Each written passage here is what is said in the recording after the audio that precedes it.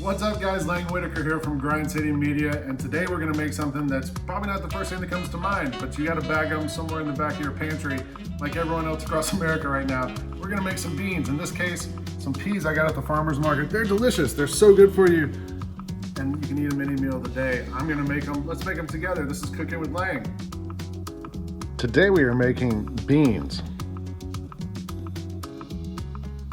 Hey, so let's talk about beans. In this case, I have some pink lady peas I bought at the farmer's market. And you can see they're fresh. They're a little tough to the touch, soft, gives a little bit, but they're not dry beans, which you can also cook in the same method we're gonna do today. I love beans because they're really high in fiber, they have a lot of vitamin B, they're great for you, and they're also just so versatile. You can have them for breakfast, lunch, dinner. I'm gonna show you how I eat them for breakfast, but let's start by cooking these beans. Step one, clean your beans. These are fresh beans, so there's gonna be little stems and leaves and things like that. So I just kind of look around in there. Oh, there's one right there. There's a little leaf. It's not gonna hurt you, but you don't wanna eat it either. So I'm gonna reach around in here, pull all these things out, and then we'll give these a rinse, just to rinse off anything that's on them, and then get going.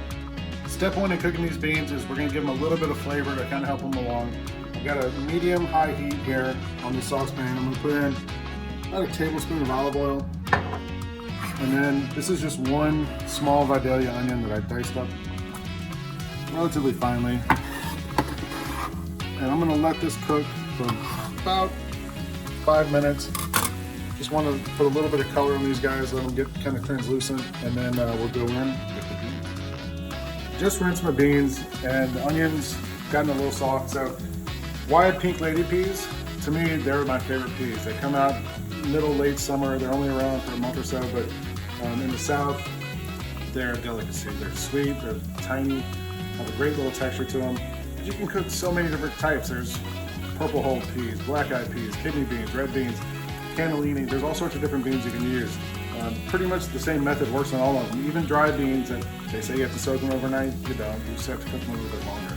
So we've got these beans. I'm gonna put them in with the onion. You're gonna get a little splatter, a little water on the beans. And then I'm gonna give them a stir to kind of coat them in that oil and the onion. And now, water. I'm gonna cover it with water. Bring it to a boil. And once it comes to a boil, I'll put a lid on and let it simmer until they're cooked. I'd say it's probably gonna be 20 minutes, something like that. You can check and feel and make sure. One other thing, you might notice I didn't use any salt.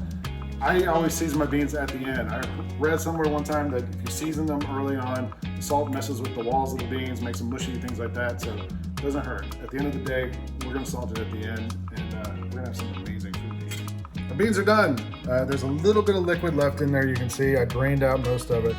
You still want a little bit in there to kind of keep it moist. And now, the way I like to eat my beans, everyone likes different textures. I'm gonna mash it up just a little bit using a potato masher, and just give it a little bit of texture. Probably like get 10 mashes like that. Remember, I still haven't put any salt in here yet, so I'm gonna go with about a teaspoon. You can always add more later. We'll start with a teaspoon, and then I just stir it up. Some people like it mushier, some people like them all separate. I like there to kind of be in between there. So you can see coming through the steam. Real good. I love how you can taste every little bean as you bite into it. So these peas are done. You could serve these a million different ways. I'm gonna show you my favorite way to use these, and it's gonna be super simple.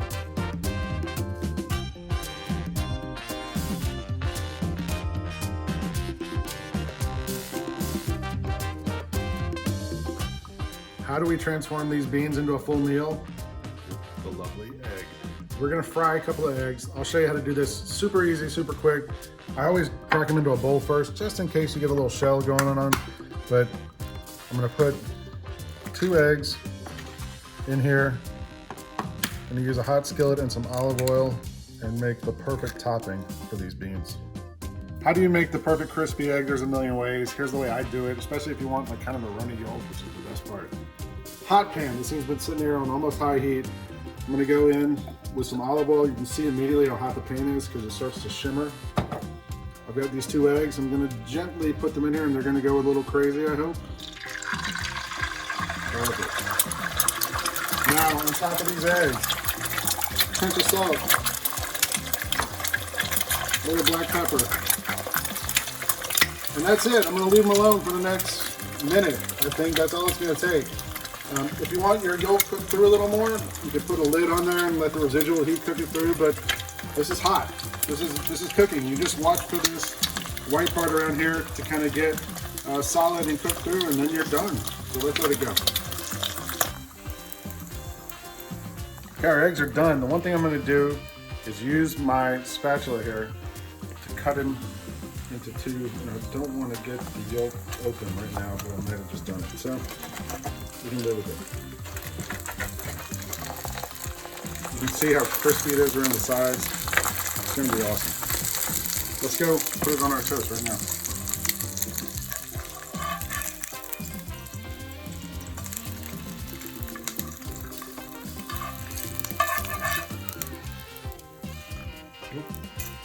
Not the end of the world. Last thing I'm gonna do, I found a little sprig of thyme in the fridge. Just sprinkle it on top.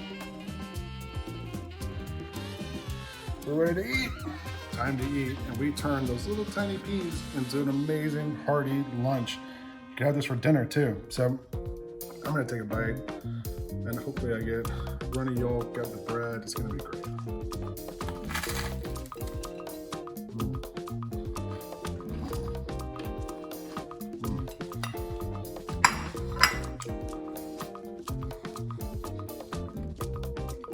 Those peas are so perfect. You can taste each little tiny pea.